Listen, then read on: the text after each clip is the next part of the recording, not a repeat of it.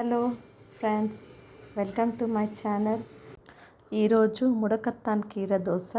ఇది హెల్త్కి అయితే చాలా మంచిదండి. మన తెలుగులో దీన్ని బుడ్డకాకర అంటారు.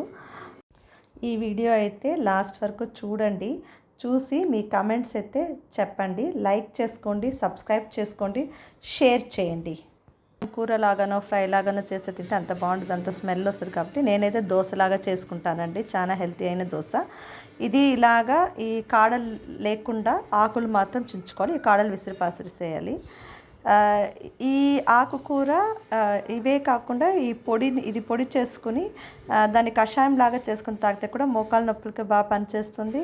అండ్ ఈ ఆకు పేస్ట్ తలకు రాసుకున్నామంటే చుండు, దురద ఇవి కూడా తగ్గుతుంది అన్నమాట.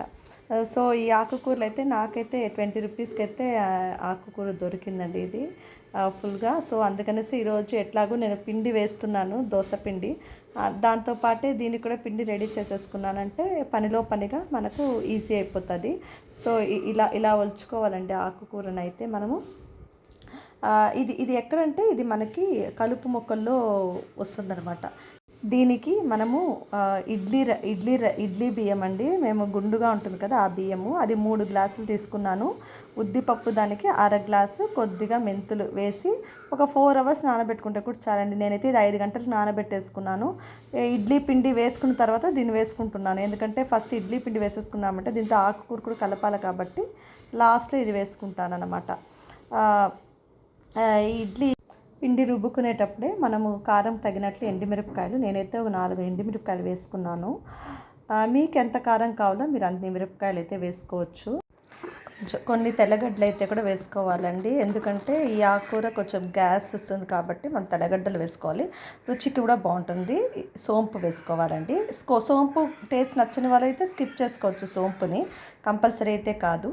జీలకర్ర అయితే తప్పకుండా వేసుకోవాలండి. అప్పుడే ఆ ఫ్లేవర్ అనేది మనకు కొంచెం బాగుంటుంది. జీలకర్ర వేసుకుని మనము కొద్దిగా అప్పుడప్పుడు నీళ్ళు చిలకరిస్తూ మనం రుబ్బుకోవాలి. ఇంత లోపలే మనం ఆకుకూరని ఒక 3-4 సార్లు బాగా కడుక్కోండి. కడుక్కున్న తర్వాత ఒక మిక్సీ జార్లో ఆకుకూరని అయితే పేస్ట్ లాగా వేసుకోండి. ఫస్ట్ ఒకసారి పేస్ట్ లాగా కొట్టేసి మళ్ళీ దాంతో కొంచెం వాటర్ కావాలంటే యాడ్ చేసుకుని పేస్ట్ లాగా చేసేసుకోండి. ఈ లోపల మనకు బియ్యం అయితే కొంచెము మెదిగిందండి. దాంతో మనము ఈ పేస్ట్ని ఇలానే గ్రైండర్లో కొంచెం కలిపేసుకున్నాము అంటే మనకు దాంతో ఆ పిండిలో బాగా మిక్స్ అయిపోతుంది.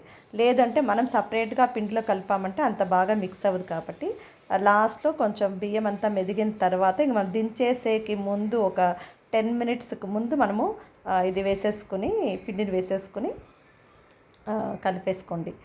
ఈ రెసిపీ అయితే మీకు ఎప్పుడెప్పుడైతే ఈ ఆకుకూర దొరికిందంటే అప్పుడంతా ఈ రెసిపీ చేసుకోండి. పిల్లలకు మంచిది, మనకు అయితే ఇంకా చాలా మంచిది అనమాట. ఈ మోకాలు నొప్పులు, ఈ జాయింట్ పెయిన్స్ ఉండే వాళ్ళకైతే బాగా పనిచేస్తుంది. ఇంకా తీసేసుకోవచ్చండి. అయిపోయింది. ఆ పిండి ఒక గిన్నెలోకి తీసేసుకున్న తర్వాత మనము ఈ పిండి తెల్లారి వేసుకున్నామంటే నైట్ వేసుకోవచ్చు దోశలు, లేదా నైట్ వేసుకున్నామంటే పొద్దున్నకి వేసుకోవచ్చు అనమాట. ఇది కొంచెం పులవాలి. అప్పటికప్పుడే వేసేసుకున్నామంటే దోశలు బాగోదు. కాబట్టి ఇప్పుడు నేను ఈ పిండి అయితే బయట కూడా పెట్టను. బయట పెట్టినప్పుడు ఎక్కువ పులిసిపోతుంది అనేసి నేను ఫ్రిడ్జ్లో అయితే పెట్టేస్తానండి. ఇంకా సాయంకాలం అయితే మనం దోశలు పోసుకుందాం. ఇప్పుడు నైట్ 7 గంటలు అవుతుందండి. ఇప్పుడు ఫ్రిడ్జ్లో నుంచి అయితే పిండి ఒక గంట సేపు ముందే బయట పెట్టేసిన తర్వాత కొద్దిగా ఉప్పు కలుపుకున్నానండి. మన రుచికి తగినంత ఉప్పు కలుపుకోవచ్చు. నేను పిండి కొద్దిగా తీసి ఫ్రీజర్లో పెట్టేస్తానండి. మళ్ళీ ఎల్లుండి కూడా కాల్చుకోవచ్చు. ఈ వీడియో మీకు నచ్చినట్లయితే షేర్ చేయండి, లైక్ చేయండి, కమెంట్ చేయండి, సబ్స్క్రైబ్ చేసుకోండి. బాయ్.